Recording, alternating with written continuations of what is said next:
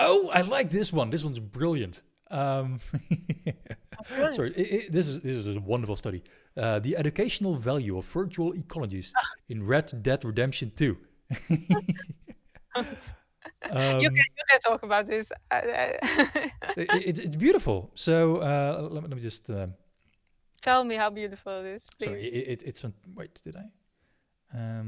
It's I really like this paper. So they say playing video games is often perceived as the antithesis of engaging with and learning about the natural world, which is fair. Nevertheless, there is growing recognition that digital media is now a central part of many people's lives. Yeah. No comment. This has led to increased efforts to harness the power and popularity of digital games for both ecological education and conservation advocacy. So, let me see. So let me summarize this. So the study looked at people who had played a video game called Red Dead Redemption 2. For anyone who doesn't know, that's a sort of late 19th century cowboy game. You play a cowboy of sorts, an outlaw. You travel across the land, and it's a beautiful game. It's a really well done game. It's like one of the most expensive games to develop to have come out in the past few years. It's a really big video game. And you do various tasks within the game, just as part of, you need to skin a rabbit, find a deer or whatever. Hugely popular, again, because it's very well done. And the authors asked people basically a short quiz focusing on 15 species depicted in the game.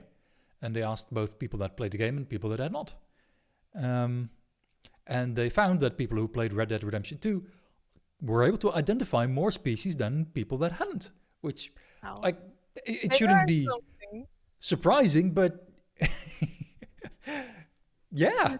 If you play a video game that has animals in it and you, I don't know, interact with these animals in any way, you will start to be able to identify these animals, which, like, low points for novelty or unexpectedness, but just...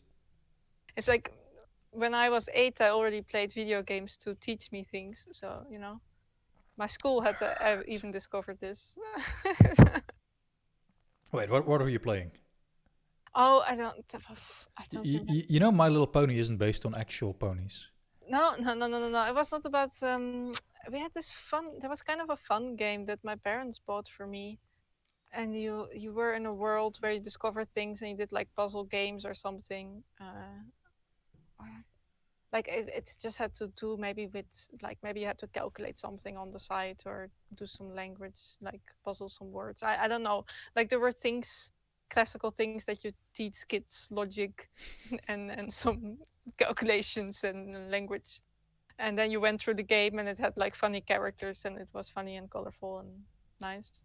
Yeah. That's how you teach kids, right? And the same happened at school even. Mm-hmm. Like we had computers in the back of the class and we could do some spelling. Like they were at school, they were still in the boring phase. Like they had spelling with, I guess, a colorful background. But at home, we had fun games. Yeah. Fair enough. Let me just see if there's any good. I kind of want to see some. Oh, yeah. So for anyone wondering what it looks like, this is a screenshot of the game. So you can see some deer. Okay, I can imagine that you can. White-tailed deer. There's a quiz design. We didn't really go into much more detail, but yeah, I for one very much applaud this study, and yeah, because this is something where you don't really expect the learning because. Of course, from the beginning of the computer, like people have gone like, oh, we can give this to kids and then we can teach them. But it was always a bit forced. And in this game, it's not about the teaching, I guess. It's about the environment and making it beautiful, right? Enjoyable to game in. Mm-hmm. So that's pretty cool. I wonder how many other games have this ability. Of course, one prerequisite for this is that the video game actually depicts these animals accurately. Yeah. And we haven't really, I would say video games haven't really been good enough or high enough graphics quality to do that until Well, maybe since a few years only. At least this kind of game. But on the other hand, Like, you're not going to identify different fish species in, I don't know, World of Warcraft. or like in Minecraft. Actually, in Minecraft, there are different fish species. There are like tropical fish and salmon, for example.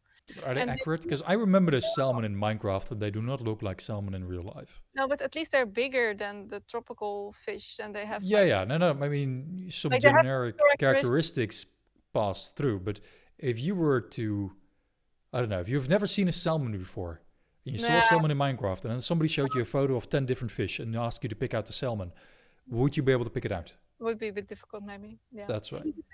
That's my point. Like, I don't think video games have been photorealistic enough that you could actually learn to identify them. Yeah, now it's really easy, of course, if you have a photorealistic video game. Yeah. So yeah, very cool. I've put the link on this in the chat, and the study is called. Let me scroll up. The educational value of virtual ecologies in Red Dead Redemption 2.